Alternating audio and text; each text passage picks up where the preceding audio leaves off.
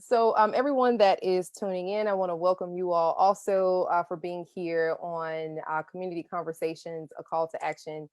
Today's conversation specifically is speaking about racism as a pandemic, and specifically related to the ways in which racism has really obliterated and continues to eviscerate the overall health and wellness of Black people and the Black community as a whole. So before we get started, let me just switch over to the panel here. Before we get started, I would like you all to take some time to answer one of the questions that I posed in the poll, which is a wellness check. I want to know how each of you are doing today. What is your mental state? What's your emotional state? What's your spiritual state? You can be as honest as you like to. You can be as reserved as you like to. This is really to create an environment, create a space in which we all feel comfortable to talk about how we're actually feeling for those of us who are African Americans, who are Black identified, after seeing just these consistent news reports, and images and video footage of so many of our people who look like us, people who actually may be family members of ours, and those who are family by history and by through lineage, seeing so many of our people being literally assassinated, and just the ongoing systems of abuses of power and white supremacy here. It's important for us to acknowledge what our mental, physical, and spiritual and emotional health really is right now, and to be very honest. And today I'm excited because we're going to talk about how racism really is impacting us in some of the most, I would say, insidious and destructive ways, but also strategies that we can employ to make sure that we really take care of ourselves during this time. So you all make sure that you answer those questions if you are able to, or if you would like to. And now I would like to introduce my very, very, very special guest, Miss Darlene Brown. Once again, welcome, Darlene. I'm so happy to have you here. Thank you. Thank you so You're much. welcome. You're welcome. So everyone joining me and joining us today is Darlene Brown. She is the CEO of Divine Empowerment. And Darlene is an author, a professional speaker, certified personal development and business leadership coach, and certified trainer.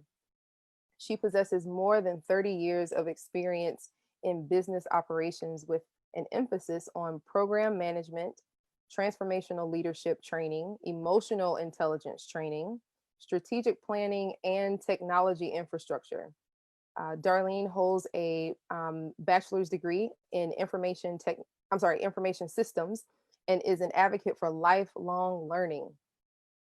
She received a leadership certificate in 2013 from the Leadership Institute at Prince George's Community College, and is certified in the Yale curriculum, which deals with coping with work and family stress, a workplace preventative intervention. Darlene holds certifications in Stephen Covey's 7 Habits of Highly Effective People, and TRACOM, Social Styles, an emotional intelligence and behavioral leadership training module. I'm telling you, emotional intelligence is so, so important, Yeah, and it not is. widely paid attention to, but we're gonna get into that today. Yes, we are. We're gonna get into it today. Darlene has facilitated professional development trainings on topics ranging from managing change, power of positive thinking, 7 success principles for leaders, and designing your destiny. She has given keynote speeches across the nation and abroad.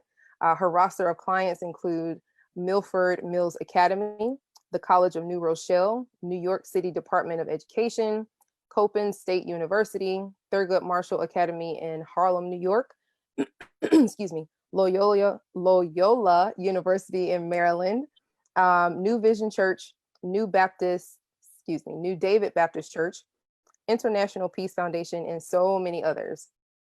Darlene walks in her divine purpose daily, humbly accepts her role as a servant and leader to empower others to become the best person they can be and ultimately fulfill their divine destiny in life.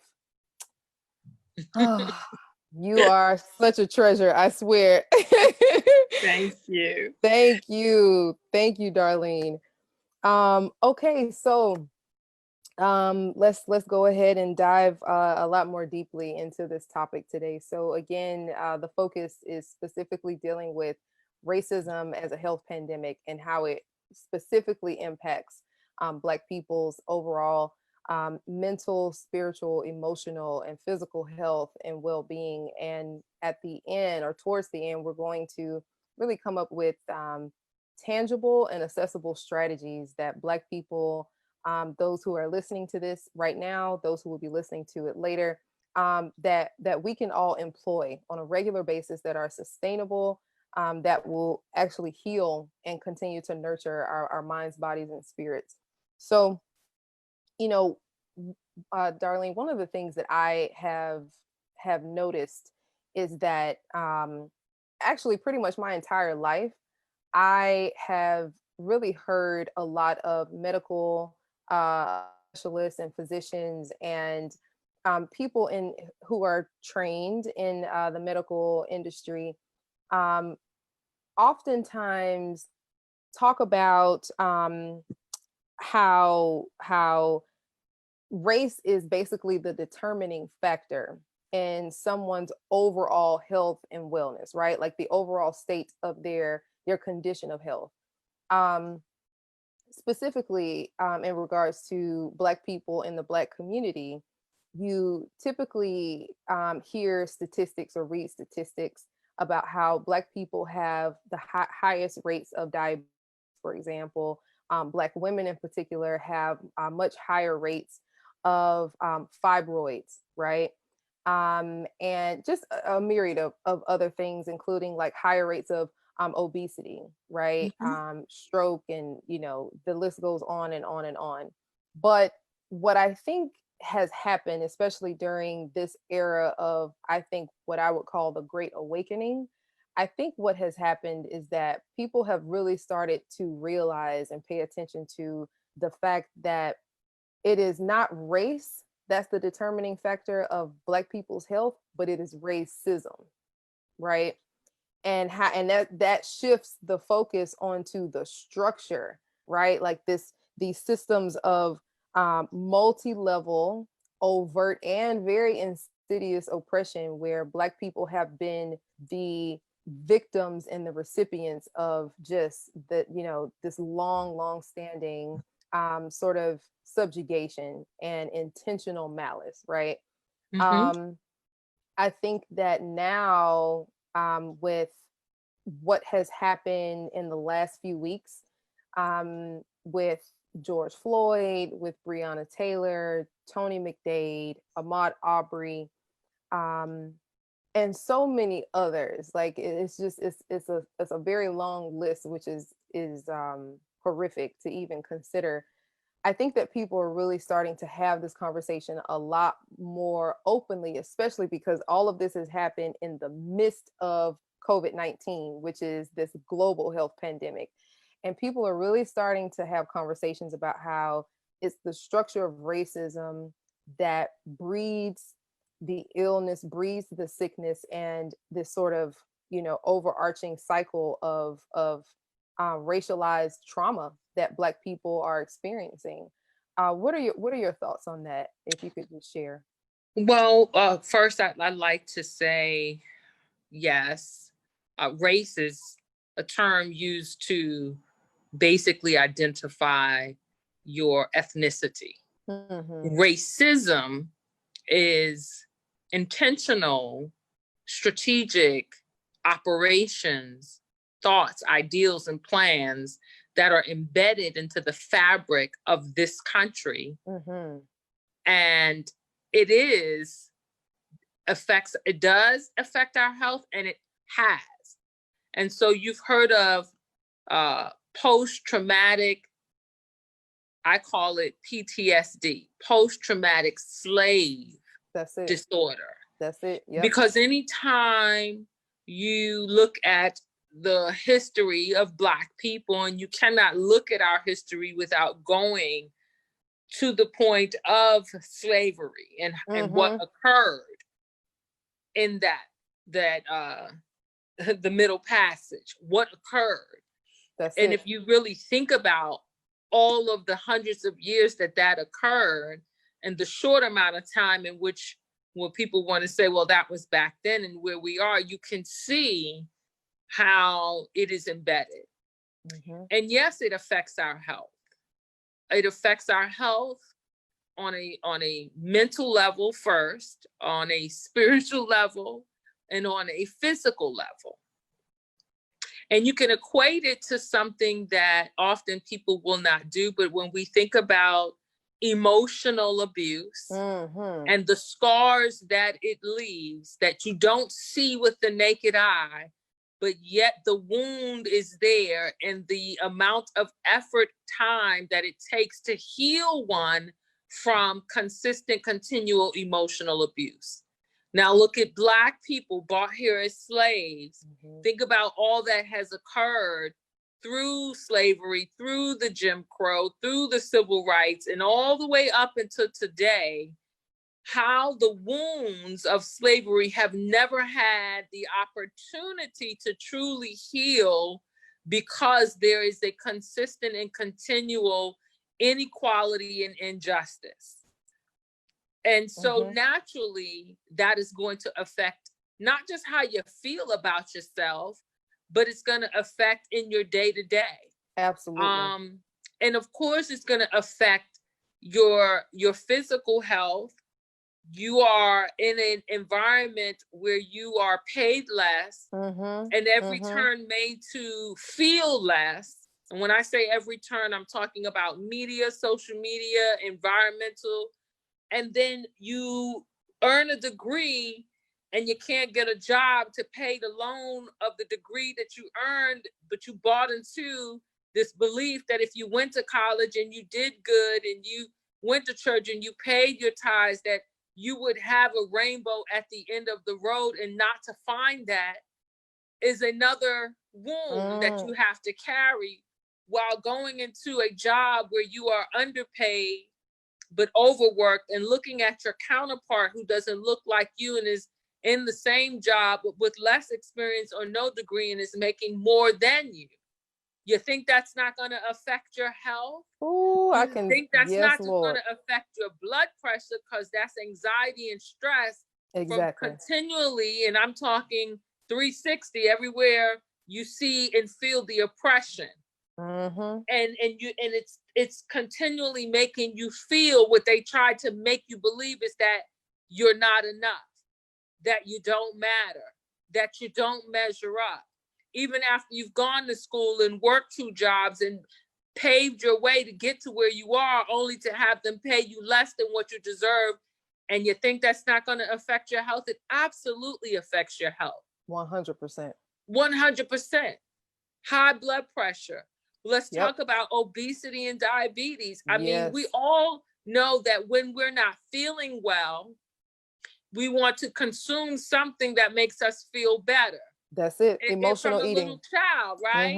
Whether it's a piece of candy or whether it's, you like pizza, or you like that's what you're going to do, because you are trying to put something in your body to shift this feeling, this energy of what you have that you've been carrying that is overwhelming, and you can lose yourself in that. And so after a while, you don't want to frown, you don't want to be sad, and you don't want to cry. So you look for someone to give you the feeling of it's okay, you're okay, the hope factor. It'll get better, and so it becomes a cycle. And so I do believe that, to answer your question, yes, racism, it is a pandemic, and it's definitively a pandemic for Black people. That's it. That's it. Absolutely it is. That's it. 100%. Well, we just solved this issue, so we can end right now.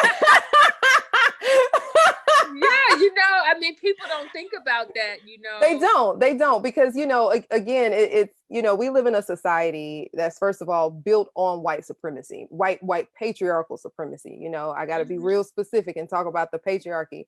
And because of that, the way in which health, the way in which spirituality, the way in which education, the way in which everything in the society is approached is very segmented, right? And it's also from this perspective of victim blaming, right? It places the issues on the people and the groups of folks who are being victimized rather than looking at the actual structure in the system.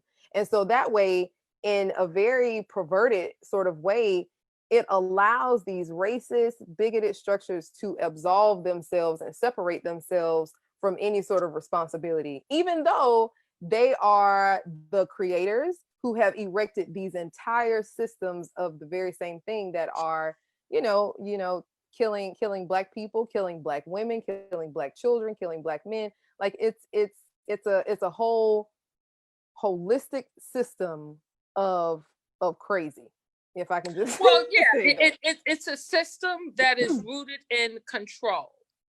Absolute It's control. rooted in control. Absolute And it's control. rooted in greed. And it's ludicrous to try to make Black people who are the victims of oppression and Right. racism, when we have data and statistics to show all of this, right? We can Right. even go into law enforcement and say, how did law enforcement come around or come to Right. be? Well, it was started for those slaves who had ran away, and That's it. they hired people and made them patrol officers to capture slaves who had run away. So That's we it. can talk about where police even came from. And I think it's embedded into the fabric of how it was created, why we see and we have seen the blatant, obvious displays of mistreatment between someone Black dealing with law enforcement and someone of another ethnicity. Absolutely. And you cannot, and I even will go so far to say, here's an analogy. If a woman gets raped and they say, well, you shouldn't have had on that short skirt, don't make her the reason for the violent act. Exactly. She's the victim. And so don't make Black people the reason for the racism. We are the victims of it, Absolutely. and we as a people have endured and fought and continue to fight. That's what we know. And not from a place of being violent. But when I talk about a place to fight, I'm talking about understanding how to make do with a little bit so that your family can stay alive. And what does that look like? Well, I barely make enough. So it's 5 of us in a 1 bedroom, and we're eating beans and rice every day because we can't afford anything else.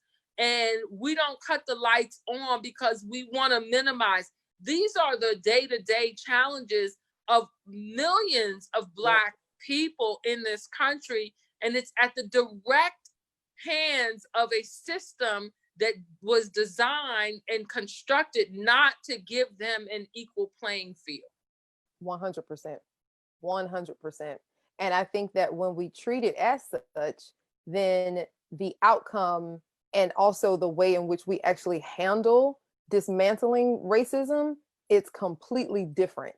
It's completely different, because that means that we have to do a complete shift in terms of actual policies, right? Like, I mean, just thinking back to the history of racialized policies in this country, redlining by banks, right? Like, that was an actual practice, right? To ensure that no funding would go into these heavily populated or densely populated Black neighborhoods, right? No funding from banks whatsoever. So that's one way in which structurally that was done. Also, looking at the frequency of predatory payday loans in Black neighborhoods, right? Which have already been gutted through economic oppression, right? So that's another.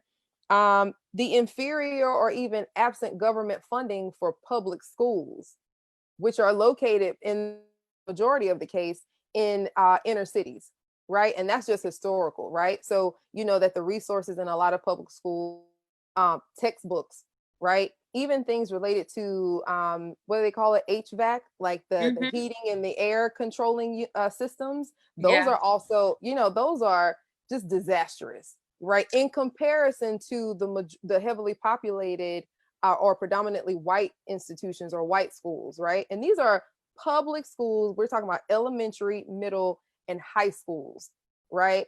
Well, yeah, Mhm. Go ahead. the list goes on, because It when I goes say in the on and on. fabric, it goes on. You can even, not just the schools, if you're in public schools, you can see the difference. Absolutely. Look at the supermarkets I and the was just gonna quality say of that. produce that are Yep. in those supermarkets. There's a huge difference. Let's look at, then, because you don't have that, let's look at job training skills That's and it. the availability and accessibility for those opportunities to be made available to Black people. They're Mm-hmm. slim. And if you look at them, I'm talking about skills such as repairing the escalator.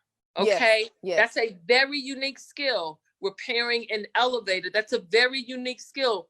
You said it, repairing HVAC, Mm-hmm. for commercial properties. That's a very unique skill. Mm-hmm. Where is the job training and skills made available for Black people to learn those, so that they can then qualify for employment in those industries, which would position them to be able to take care of their family, right? Exactly. And in taking care of their family, be able to move them in an environment where they have better access to health care, better access to public schools, better access. And so the inequality and the oppression goes on so many levels. Even Absolutely. in the midst of all of that, and Black people and their resilience, Yes. have been able to endure and overcome. But we are at a crossroad where I feel that change is a slow turning wheel, but we're at the crossroads where I think the opportunity is right here for the taking, Absolutely. through us being consistent and not giving up and not letting go, but also in doing our part, ensuring that we are caring for our health. Absolutely. Absolutely. And I think that, that is we're at the precipice of that, right? Like we're in this really unique position right now in our society, in our world, and I would even say in our human evolution right now, where we know what the systems of oppression are, specifically those, those that inflict racialized trauma, racial oppression onto us as Black people and the entire Black community. So we're here, and we also know what our future should be, right? It should be vastly different than what it has been over these last, several hundred years. And here we are right now, knowing the past and being able to literally envision our future. But what we do right now in this present moment, right here in this really unique space, I think that is going to propel us into a really healthy future. So, thinking about how we can get to a place where Black people, to a much larger percentage, are more aware, right? Where we actually have more awareness, more education around what trauma actually looks like. Because going back to your earlier points, I think that um I really feel that because we have endured as a people for so long, it is actually a part of our cellular memory and our cellular like encoding in DNA, where even for these newer babies who are being born, they're somehow encoded with this messaging of how to endure. And while that is a good thing, and I think that we are the most resilient people on the face of this earth, I will always contend that. I will always say that. I think that trauma in our communities has been normalized, right?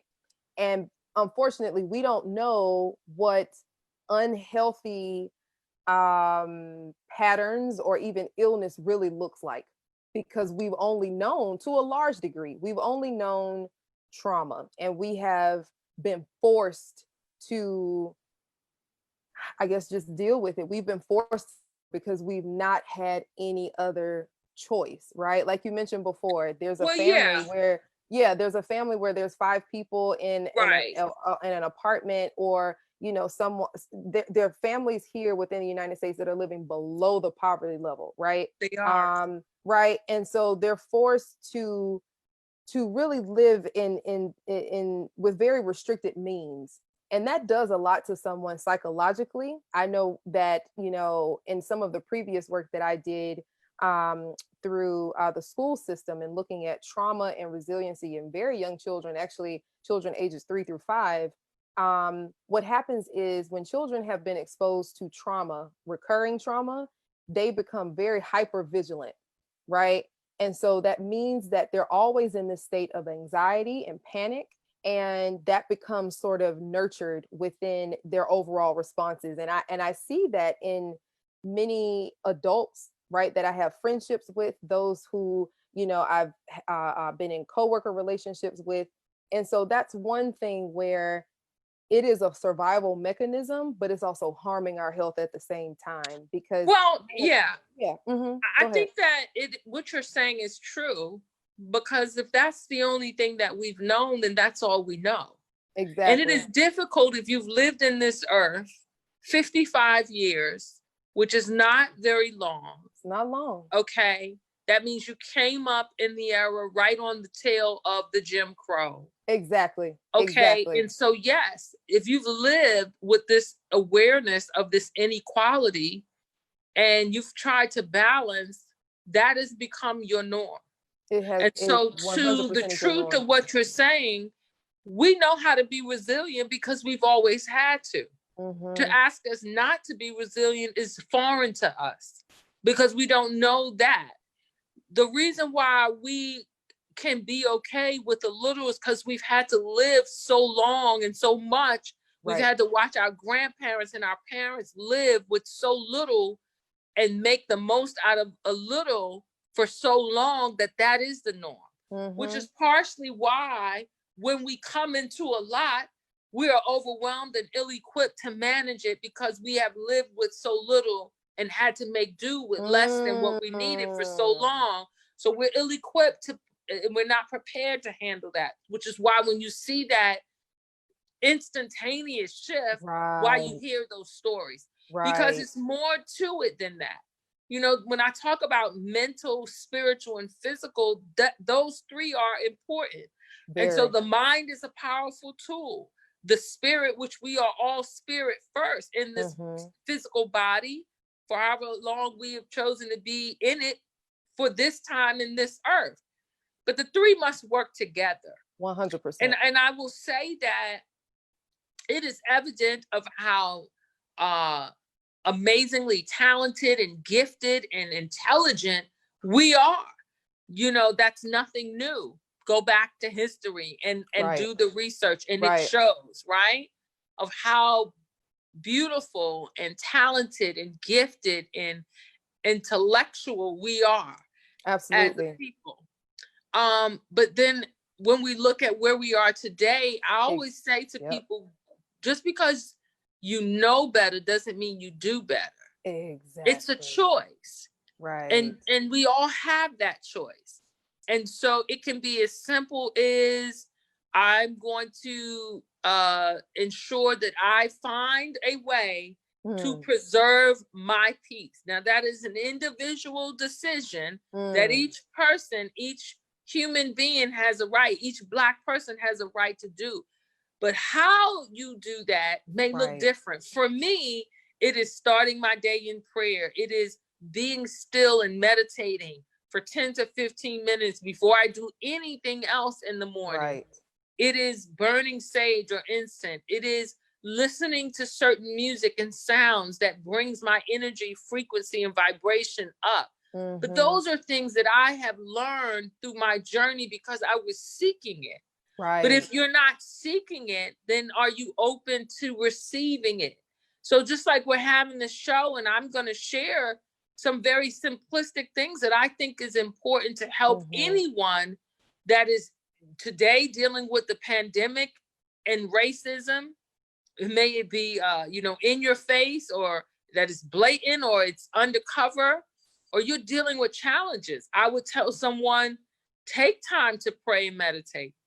Take and find a few minutes to get outside in a forest or buy some water or a tree. Get some vitamin D, because we come from the earth and the earth helps to sustain us. The body is self-healing, but you have to participate in that. So going out and getting vitamin D, I don't need to tell you what it does for your skin, because you can, it's important. Yes. Getting out in nature and breathing fresh air, it's important. Turning the TV off and just be still. And if you just hear the rustling of the leaves or the chirping of the birds or the wisp of the wind, just allow yourself to be still. And for me, it's important because that's what grounds me. That's what lets me remember, no matter what else is going on, there's a God, and that he's still in control, because the sun still rose. Whether it's a cloudy day or not, the sun still rose.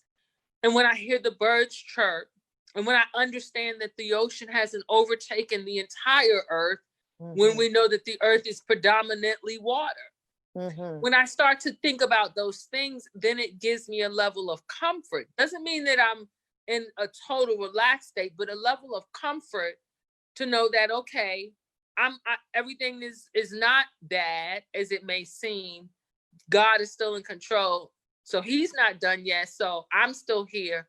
So let me be grateful for that. And then let me take stock of what can I do in this day, in my way, in my space, to shift. And sometimes it always starts with you, the individual. It does. I 100% agree with you. One of the things that I know for me, that I have observed that is, I would say, necessary for people to arrive to that place is, I think, a combination of stillness. I think when you're still, and when all of the mobile and cellular devices are off, you can hear that message, you hear that voice or those voices that are much higher than anything that we could ever really put into actual words, right? Like you hear that divine, highly spiritual or cosmic message that people need to hear. And I think a part of that is our intuition, but our people, especially right now, are being bombarded with so many things, Darlene. Like I think one of the reasons, or one of the things that motivated me to create this space specifically related to this topic is because in conversations that I've had with people online and also offline, with everything that has transpired over these last few weeks, with the just devastating footage of George Floyd, and seeing this man, being just murdered right in front of our eyes, in addition to seeing Ahmaud Arbery being attacked by those two men down in, I believe it was Brunswick, Georgia. And I could be wrong on the location, so forgive me if I messed that up. But, and then hearing these just like concurrent, consistent, reports about Breonna Taylor, so many other young Black women who are being killed and assaulted, and the young gentleman, forgive me that I can't remember his name right now, but who was found hanging from a tree in Palmdale, California.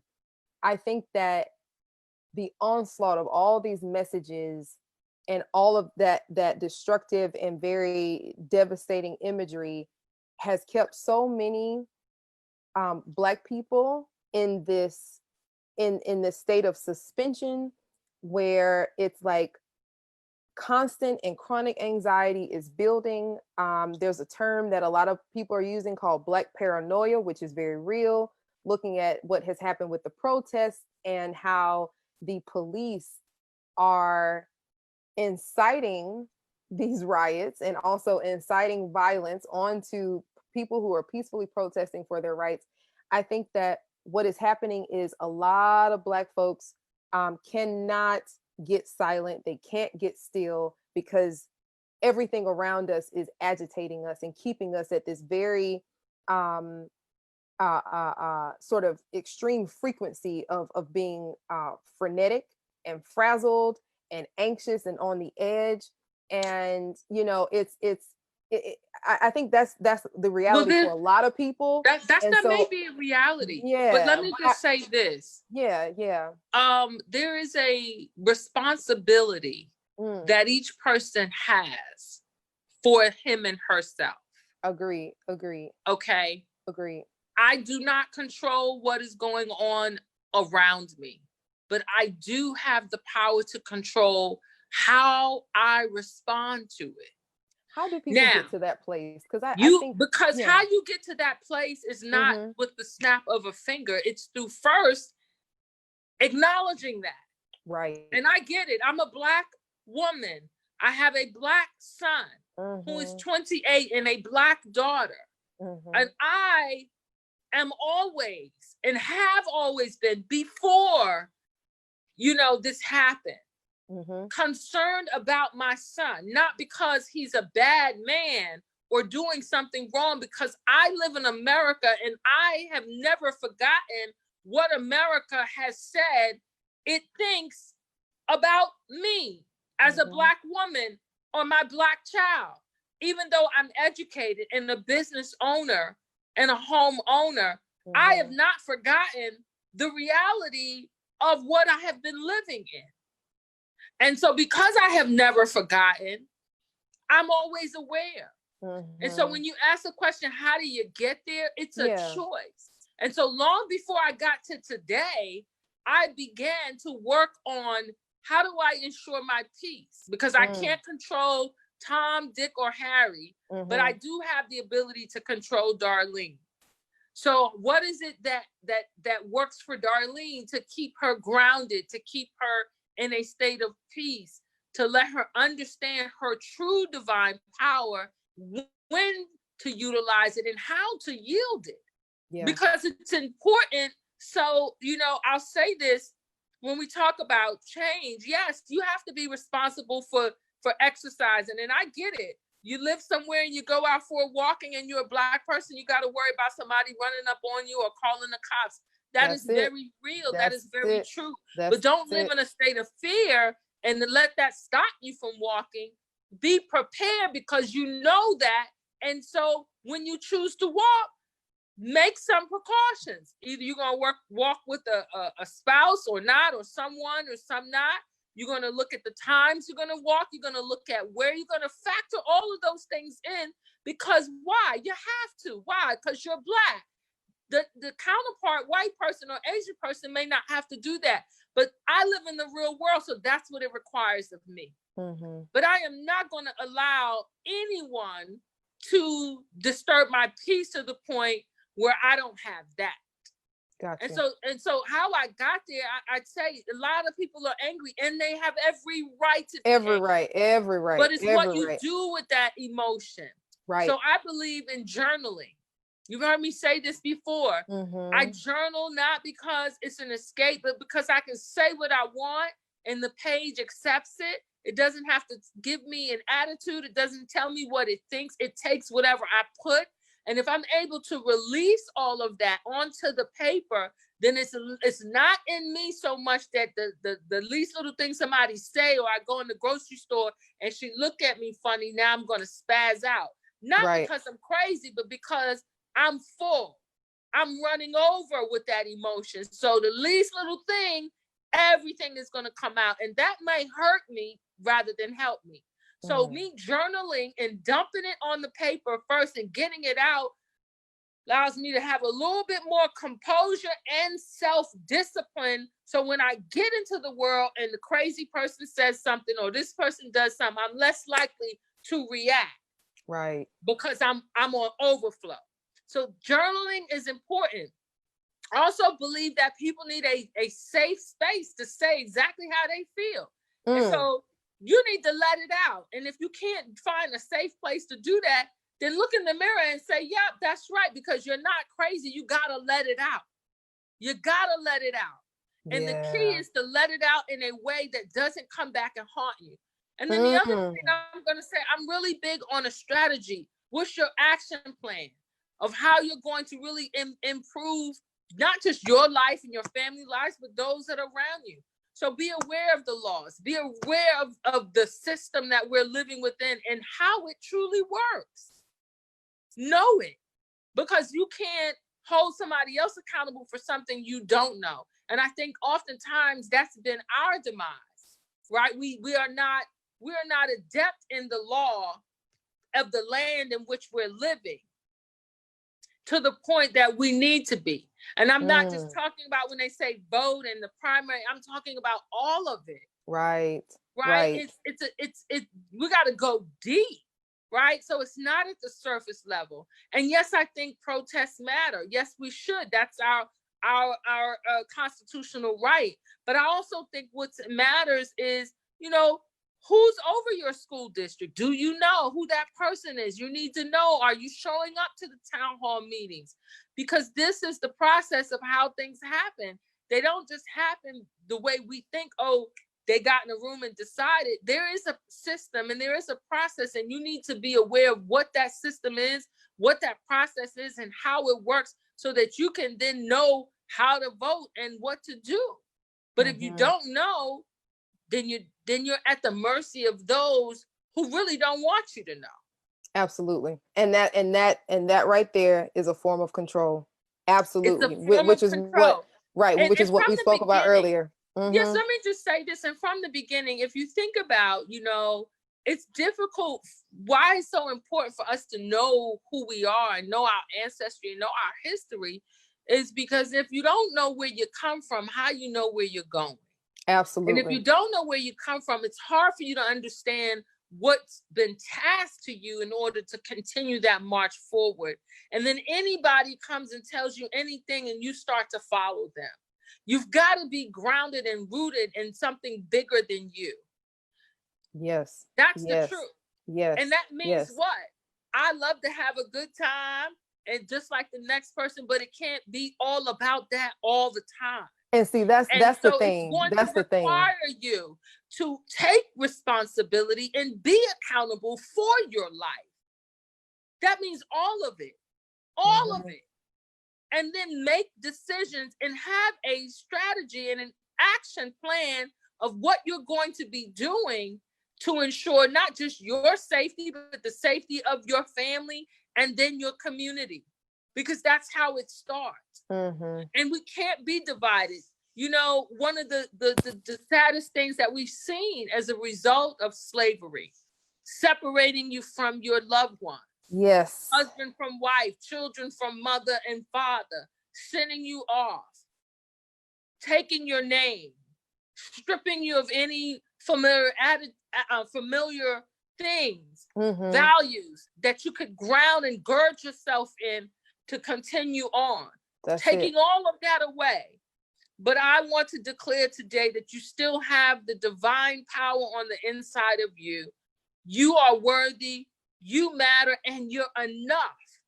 Your voice, my voice, your hand, my hand, having done the work with self first, coming together and binding together for a common cause that is mutually beneficial for not just me, you, and our children, but for our children's children.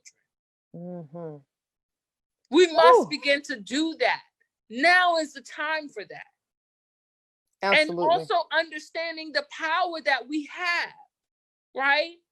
I saw something out on social media a few weeks. I don't know who did it, but they put a challenge out to these companies, Sephora and Target, and give me 15% of your shelf space to Black-owned businesses with Black-owned products. Don't just tell me that Black lives matter. Show me, because we have been robbing Peter to pay Paul to buy things out of your store so we can feel good, right? And so now it's time for them to show us, to give back to us. Don't get me started. any person, I don't care who it is, if I came to a foreign country and got you and brought you to a foreign land where it was not built up and there was no, and I beat you into submission and made you build it up and then held you back, wouldn't I have 400 plus years of money, liquidity, property, stocks and bonds, investments that I had built on your back? Now I have a problem. Do you see, when we start talking about white privilege and what that means, they can't even begin to understand, because they haven't had to live or even think at the levels of we had to. No, that's nothing but the truth. So, whoo. All right, everybody on Facebook. Somehow we're probably gonna be the first people to do a virtual collection plate, because she done took us to church today. Okay. So y'all go ahead and pass that digital collection plate real quick. But yes. Yes, that's why I so you asked a question about how they get started. Yes, how you start. How do people? Yeah. So all my young people out there, you feeling angry, you feeling frustrated, you've had it up to here. Enough is enough. I salute you and I'm with you. You're right. Now I want you to take that same energy and put pen to paper. What needs to change? You need to know who is in your district that's leading what. You need to know the organizations that's in your community that's leading what. You need to get involved and you need to hold people accountable. So I get being angry, but we're about change. Yes. And change, true change, requires consistent, unified effort. Absolutely. So keep marching. And we have this thing where I'm going to tell you, don't be so eager to spend your money where they don't care about you. Exactly. And I think that that's one of the ways that you can practice self-care, right? That's one of the greatest ways you can practice self-care, is understanding what I talk about a lot, which I have spoken about in my book and on other forums, your personal purchasing power. I think that's one of the first, not one of the first, but one of the most profound and most empowering things is to know, especially in terms of like the Black dollar and how impactful our money really is, understanding that you can reclaim that by not funding white supremacist organizations and multinational corporations, right? That's how you can reclaim your power. It's so many levels to this. I really quickly, I want to go back to just kind of highlight some of the points that you mentioned. One of the first things to do is for people to understand their own inherent inborn power, right? And one of the best ways to tap into that is to not seek from outside of yourself, especially through these acts of escapism, which I think you mentioned earlier, which a lot of people do, I think.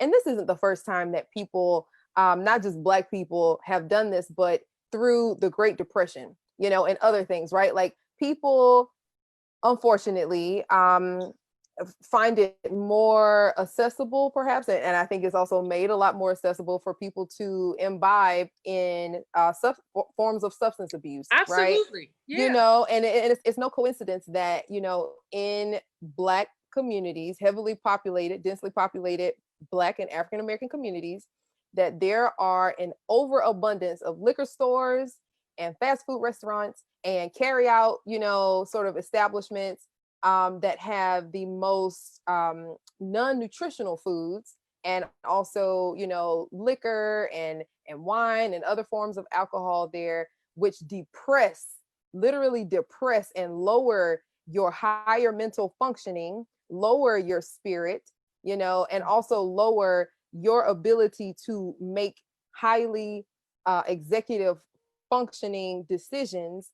It keeps you in the state of depression, which then impacts and affects your spirit and your entire alignment, right? So understanding that escapism is not going to help, but rather tune into your inner, what you called before, your divine inner power, right? Or your Yes, inner your divine divine power. inner power. And Mm-hmm. also all of those things are tools they use to keep you in line, to 100%. ensure that they have the control, right? Right. Absolutely. I can live in an area like that, but because I have spent so many years feeding the good in me and Mm, disciplining me, that living in an mm. area like that does not impact me because I built Same. myself up.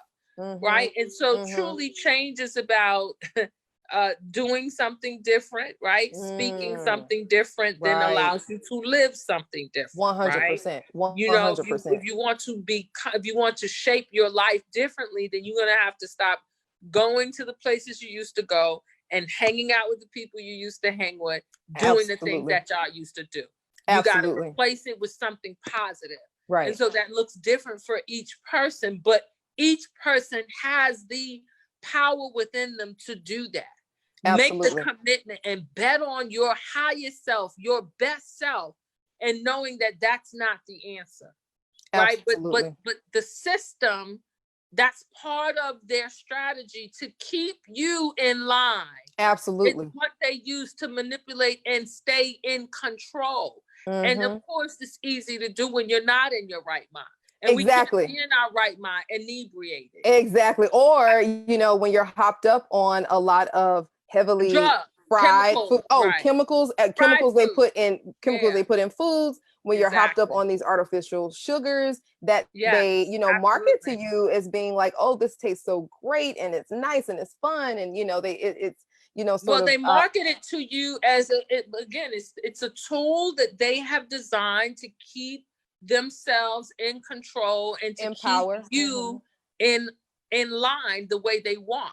Right. They want people to A be, weakened immune system, there you go. There you a go. weakened belief, There you right? go. Your There you go. self-esteem, Right. Right. right? And so now you're at their mercy. Yes, they want to keep people, specifically Black people, they want to keep us anesthetized, right? On Mm-hmm, any, on any sort of fabricated materials that they come up with, and even entire belief systems. And mm-hmm, that's one of the things that I have noticed, not just in the wake of these concurrent or consecutive assassinations of Black people, and this eruption of visible racial hatred, right? mm-hmm. Or subjugation towards Black people. But I have bear witness to this for quite some time, where there is this mindset that has sort of sunken in and developed roots in many Black people's minds, where it is a defeatist mentality. And it is very unfortunate to see. It is also extremely infuriating from an outside perspective or an objective perspective. I understand how and why a lot of our people have gotten to that place. But at the same time, I think that nothing changes if nothing changes. So to go back to your point, if you are still waking up every morning with the same defeatist thought, and your words become a mantra, everything that we say on a day-to-day basis, it is a mantra. And sometimes we say things that elevate us, and then alternative to that, we say mantras that really sort of depress us and lower us on a consistent basis. So if we wake up with a defeatist mindset, and everything surrounding us echoes that message directly back to us, it absolutely keeps us in this state of ideological bondage, imprisonment, and so many other things as well. So one of the first, I think, tangible strategies, that, to go back to your point, is for people to get quiet, get still, and to know that they are divinely empowered, because that is your birthright. That is who you were born to be. It is naturally encoded in all of us. And the only way to do that, the only way to arrive to that place, is to turn off the noise. You have to turn it off, because for me, and a lot of the work that I do, I am highly critical of media in all forms. Media is the largest conduit to Well, it is. transmit, yeah, to transmit those messages of toxicity, to transmit these perverted ideologies and these perverted viewpoints about how we should be living on a day-to-day basis. The fact that there are so many advertisements, so many commercials to sell people this image or this fantasy of what life could be if they drink this alcoholic beverage on a day-to-day basis is perverted, right? And, you know, some of the other ways that they market a lot of these things too. But what we listen to also, it impacts our psyches, it impacts our vibrations in our bodies, it impacts how we feel, right? And it also influences entire relationships, those that are intimate partner, those that are friendships, you know, even relationships that you have with, let's say, your neighbors, for example. What you listen to influences those things, and it influences your entire reality. It actually informs a lot of the decisions that you make, and it constructs this entire ecosystem that is what we're going to call someone's life.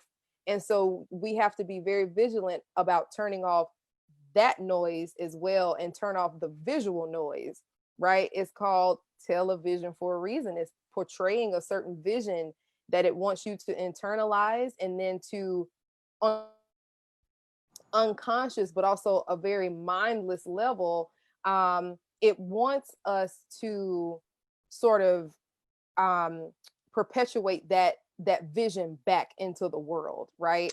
And Well, so, it you wants know what I us to mean? believe it. So here's the thing. I think Yeah. that we, as spiritual beings in a physical body here in this earthly realm, we have the ability to co-create the life that we desire with Absolutely. God, who is the creator of all living things.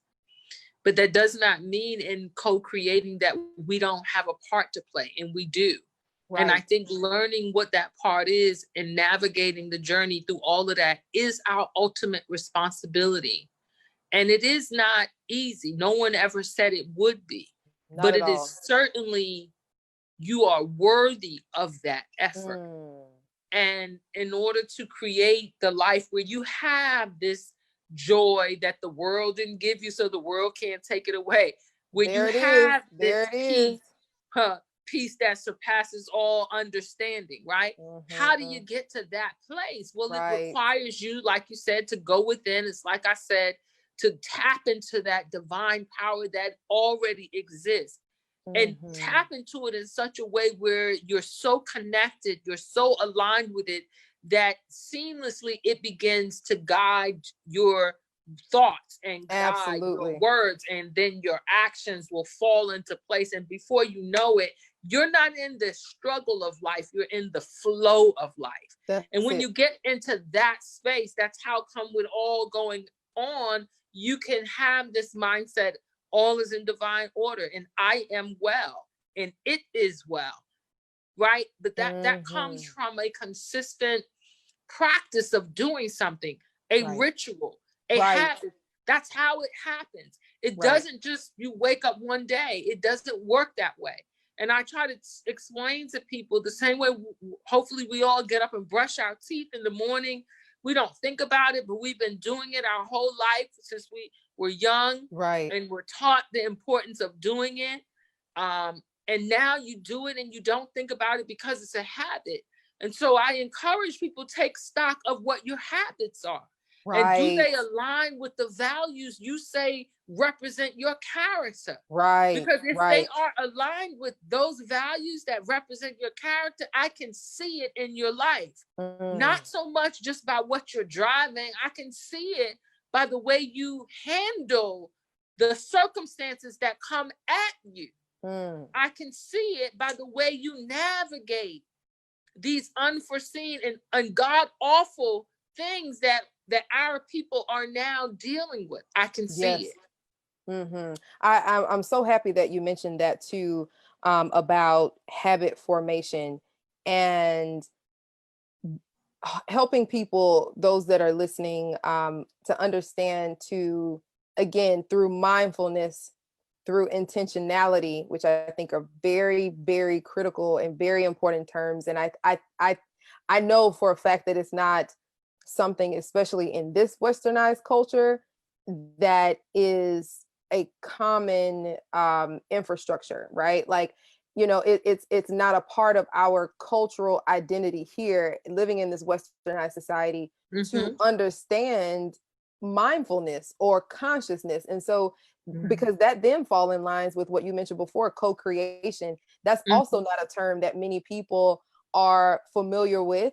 Especially those who sort of are subscribed to or have a deeply rooted belief system in very entrenched religious systems, right? Because Right. everything is always about, I'm gonna go to church, I'm gonna get me some Jesus, and then I'm gonna go back and I'm good. And it's more so seeking it from out rather than in. With, hey, Right. Christianity is And it's let not me a bad say something thing, to people. but Religion yeah, and spirituality are not one and the same. And not at it's all. important for you to understand that, because I'm a Christian, but so are members of the Ku Klux Klan.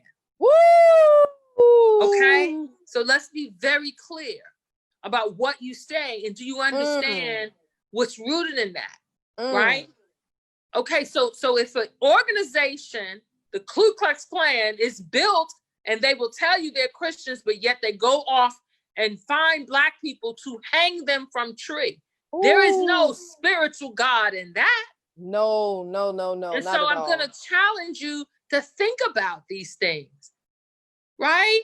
And Mm, question it, and mm. allow yourself the courage to, in questioning it, to dig deeper, because I can assure you, once you do, God will lead you and reveal it. Mm-hmm. Right? So it's Yep. so you got to go beyond just the book, Yep. because the God that I know, who's in the good book, also ensures that the sun rises and that it sets, and that the moon then comes up, and that the stars and that the water is the same God that Mm-hmm. created everything in this earthly realm. You ever ask yourself, well, why, if it's all water, well, what's keeping the water from ever just overrunning the entire planet? Well, if it's the sun is so hot and it could burn everything up, well, what's keeping it that it hasn't? Just, these are questions that I would Yeah. encourage people to stop and think. And you might say, well, who has time for that? Well, you do. You Mm. have the times that will bring you to a greater level of consciousness, God consciousness, and spiritual awareness that is aligned with that divine power that's on the inside of you, that I'm telling you to tap into, that has been with you before you came and will be here after you leave this earthly realm, that Mm-hmm. knows what you don't and sees what you can. Mm-hmm. I thank you so much for bringing that up to, kind of just for a very short amount of time, sticking with the conversation of religion versus spirituality, which they are two vastly different things. I think that in accordance with mindfulness and consciousness, and with what Black people, specifically regarding this conversation on racialized trauma, I think that one of the things that has carried over from one generation to the next, to the next, to the next, are these very deep wounds, these gaping wounds, where these impressions, in regards to how Christianity was used as a tool of oppression against us, it has stayed with us. And so, one of the reasons that a lot of our people, not all, but a lot of our people are not asking these questions is because they've been taught you do not question God, which is also, right, like a part of this white supremacist structure, which keeps Black people, feeling in this state of anxiety, knowing that their inherent power is a real thing and you can liberate yourself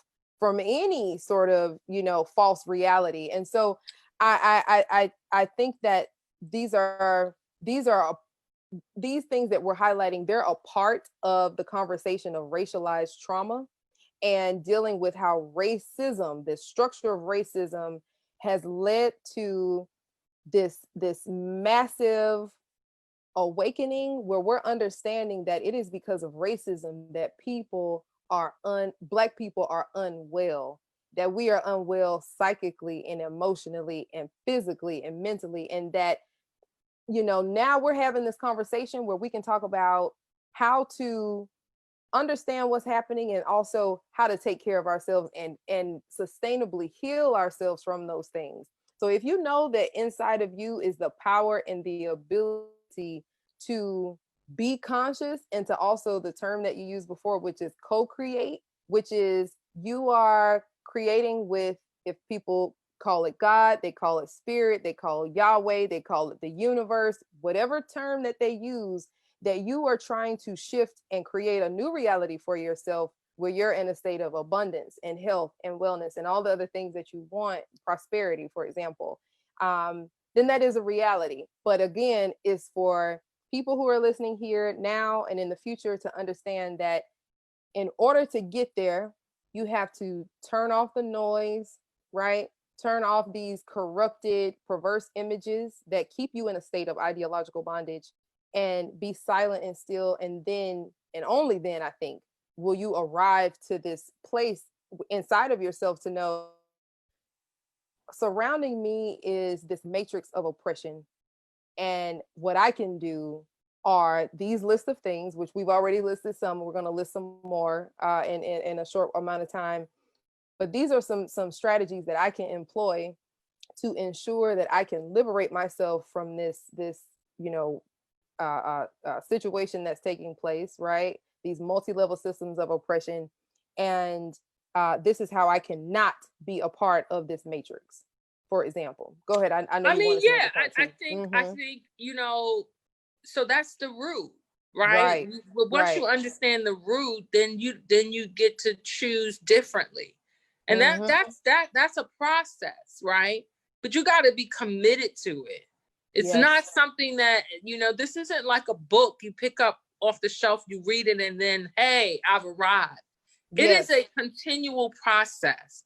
And the more that you allow yourself to be open to understanding, and I like to say understanding this higher level of consciousness, right? Because it's overstanding. It's aligning with the overarching God, right? That Right. I'm under, that Right. he's going to allow me to stand and get some clarification about these laws, these universal laws and principles that don't change. Right. And so when it says that he that is in you is greater than anything that you should face in the world, what does that mean? Tapping into the divine power that's on the inside of you, connecting with that power, fortifying that relationship, that bond. And so when you do that consistently, then when you come up out of that moment of stillness and silence that you've been feeding consistently, you are powerful and you feel it. You feel more courageous, right?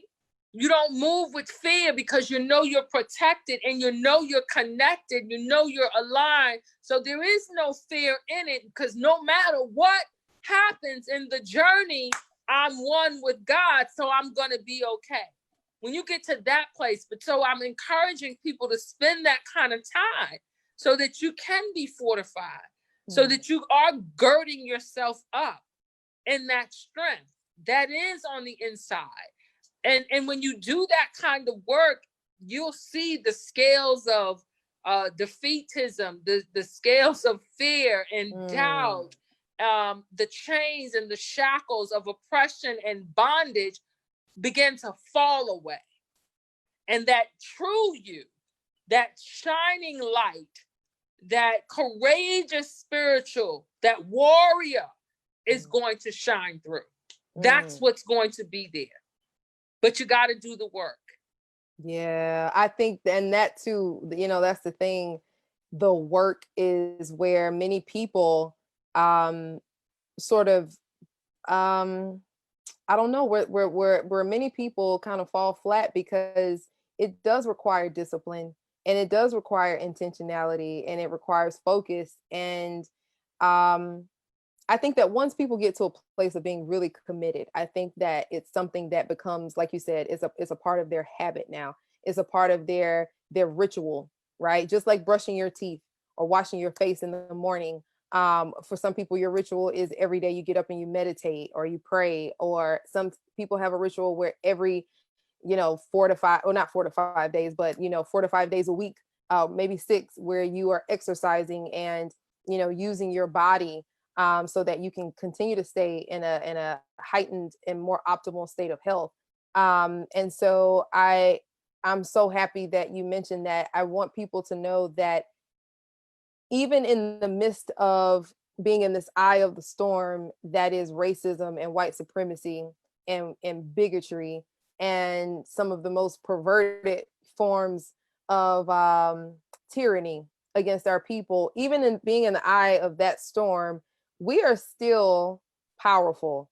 We are still able to elevate ourselves to a higher place. And I mean, I know for a fact that it does not happen overnight, but it is a journey that is worth taking. So, Oh, definitely. And look yeah. around. Even in the midst of all that, this inequality, I don't have to tell you, look at, we have more Blacks in political positions. We have more Black business owners. We have more Black executives. Yes, we have made tremendous strides. Mm-hmm. Right. Mm-hmm. And even in the midst of those tremendous strides, we still see the system is not equal and not fair. But we are facing a huge opportunity. And I believe, because the God that I co-create with has let it be known, things can't stay the same always. Not at all. Not at all. Change is a process of life. Mm-hmm. It's one of the universal laws, and It is. there's nothing we can do about that. One of the Nothing 7 we can do universal about principles. that. So yeah, so we Yeah. are living. We we are living in a time where we will see drastic shifts, and you just need to continue to do your part, right? Mm-hmm. Because it starts with the self first, and that may sound selfish, but No. I'm going to say self-preservation is the first law of nature. 100%. I cannot be of a help to you or anyone else if I had not done the work that was needed for me. Now I can show up here today and speak to you and all of you that are tuning in with this information, because I had done the work. That's it. I've done the work in myself to now be prepared for this. And I'm asking you all, as you are on this journey, to make it a priority to do the work for you as you continue doing and supporting the change that we see, and being a part of it, an instrument in it. But don't forget that you still got to do the work on you. Absolutely. Absolutely. Thank you. I want to go back to another point that you raised, which I think is so important. And also it's a part of the strategies that we as Black people can take part in regards to self-care, and also I feel like liberation, which you mentioned before, which is for us to know our legislation, know the laws of the land, and also know the laws of your municipality, know the laws of your neighborhood, of your city, of your town, and to know them to such a high degree where you are able to challenge and also to highlight the injustices and also the inconsistencies of whatever is taking place, especially when we're talking about racial oppression. So really quickly, on Monday, actually, so 2 days ago, I came across not an email, but an article that says now the mayor of Boston has officially declared racism as a public health crisis. And what he is doing is diverting 20% of the overtime police budget to social services, specifically directed to eradicating these systems of racism towards Black people. So this actually comes out of what is called the My Brother's Keeper Alliance. And that is calling on mayors across the United States to commit to these 4 pillars that they have. One is to review their police use of force policies. So that's one of the first things, right? Which is to review that. The second is to engage your communities by including a diverse range of input, experiences, and stories in your review. The third is centered on reporting the findings of your review to your community and seek feedback, right? And then the fourth is reform. So reforming communities' police use of force policies. So I think that this is a great sort of first step for a lot of cities who've It never, is, because you you got to know, start somewhere. yeah, you have to And the start key that somewhere. I want to say in there is informing from the public. So in your Yes. community, you have to be aware, informed, and participate in that. Mm-hmm. Mm-hmm. That's how you're going to have your voice heard. That's how you're going to let them know what doesn't work. What you gotta be around in those meetings. Yep. They have to be a part of your schedule. That's it. That's absolutely true. And one of the things, because I in taking a look at this this national scale sort of policy that is going around, and they again refer to it as my brother's keeper alliance. One of my charge, I guess a charge that I have to this specific um, alliance is that those in these positions of power, specifically the mayors across the United States, my charge to them and what I would ask of them from a very sincere place is that you all make sure that you are not perpetuating embedded racist norms by not including the voices of those who are victimized by racism. Because all too often, we know, all too often we know that this happens where there is, let's say, an executive order or some sort of policy that needs to be enacted. And what happens is those who don't look like the community, those who don't suffer the same atrocities or the illnesses or any of those maladies that community that they're trying to serve do, those are always the people who are in positions of power. And so my charge to them is that they actually, I think one of the second pillar is that they engage their communities by including a diverse range of input. So I truly hope that there are some sustainable measures in place where this is actually a reality and not a theoretical concept, right? Because that, and this is specifically related to undoing police brutality in which Black people are being killed and harmed and suffering the harshest, forms of sentencing, and the list goes on and on. So that's one of the things that's being done to sort of overturn, this issue with police brutality and also deeply entrenched racism. And so one of the other strategies that sort of spins off of this is for us to be involved in a political context, right? And I think that again, it's such a great strategy that you mentioned in terms of Black people reclaiming their power in this specific way. Because when you know the law, when you know your rights, you're able to not only be a lot more well informed, but you're also able to challenge these racist policies that continue to keep us in this state of a cycle of oppression, right? So really quickly, we have about 10 more minutes. So I want us to end on two things. One, I want those who are in attendance and watching, I want you all to know, again, I'm going to reiterate this, just how severely racism has impacted and continues to impact Black people's health.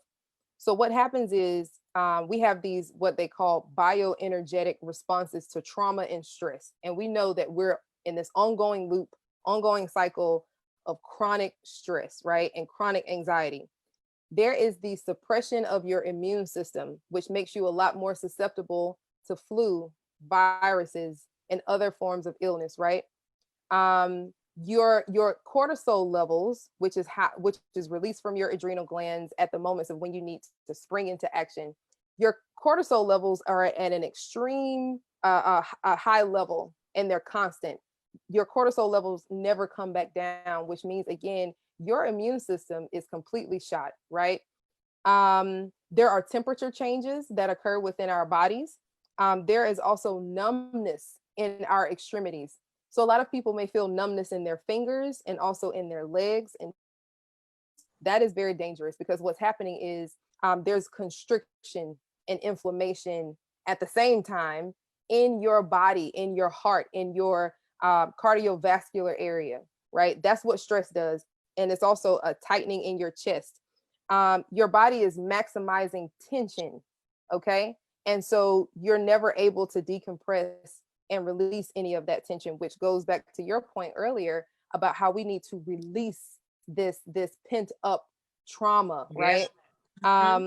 Also, there are these neurological imbalances that happen in our brains. We're not able to think at a higher level. We're not able to, sometimes that impacts our ability to speak, right? And communicate how we feel. It impacts our decision-making processes, right?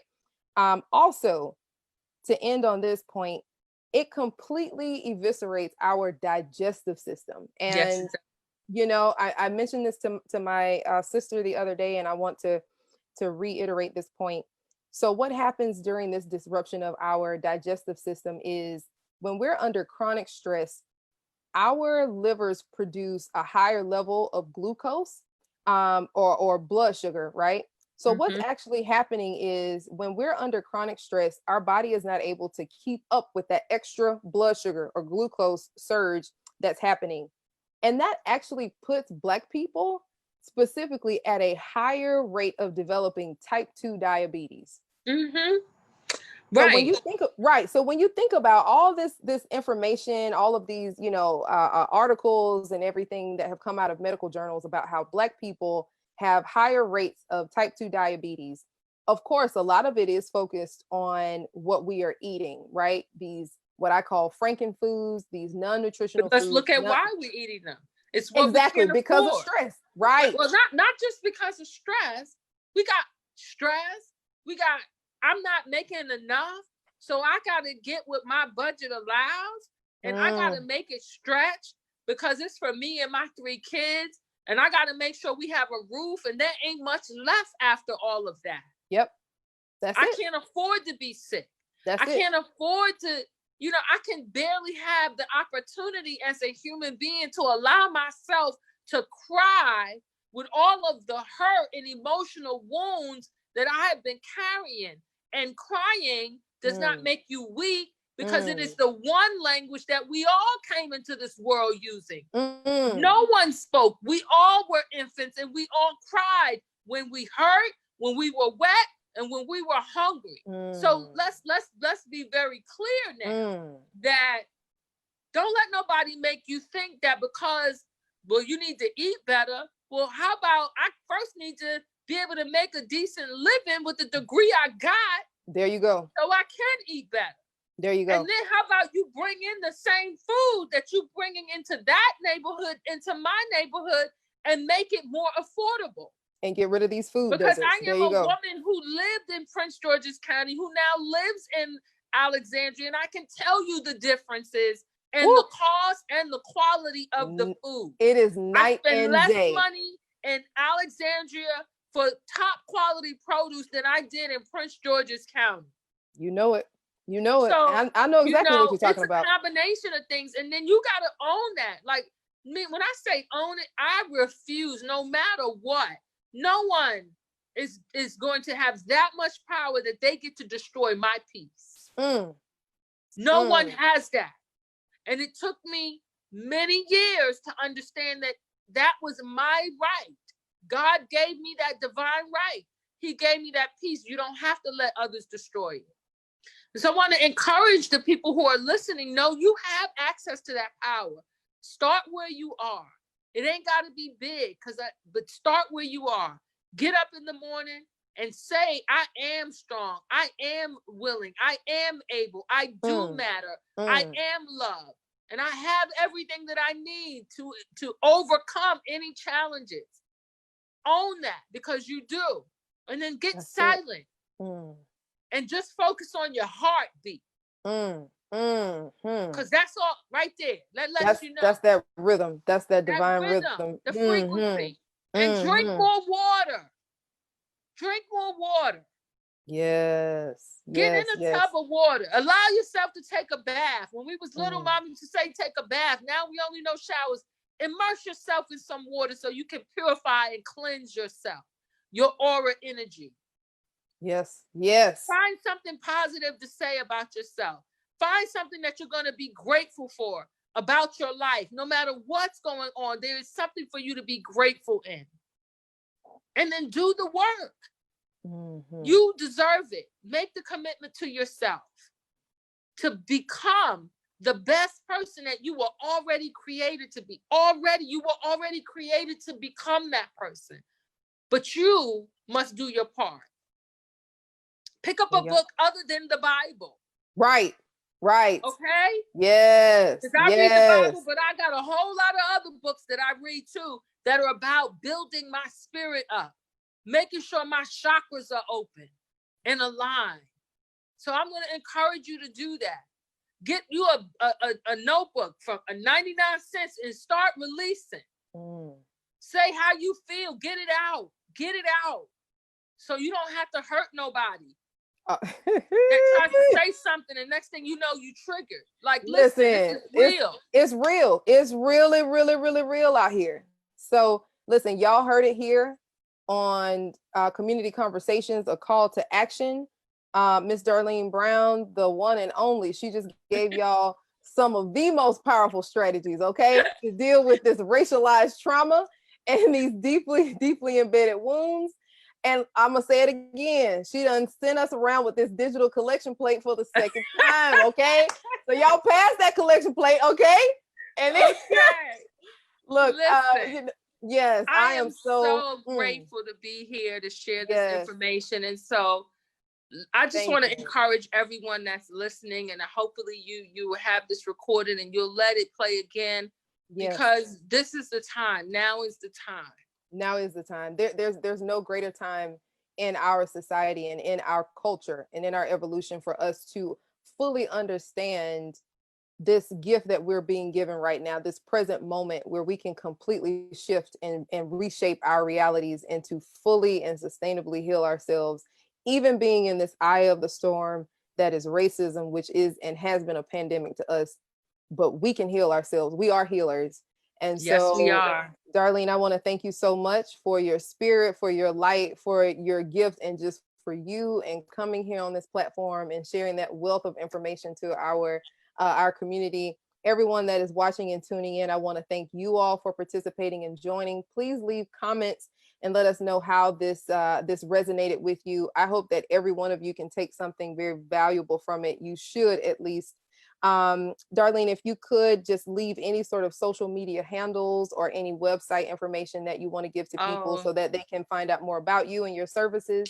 Yeah, I'm on Instagram, Darlene Brown. I'm on Facebook, Darlene Brown. My website, divineempowerment.org.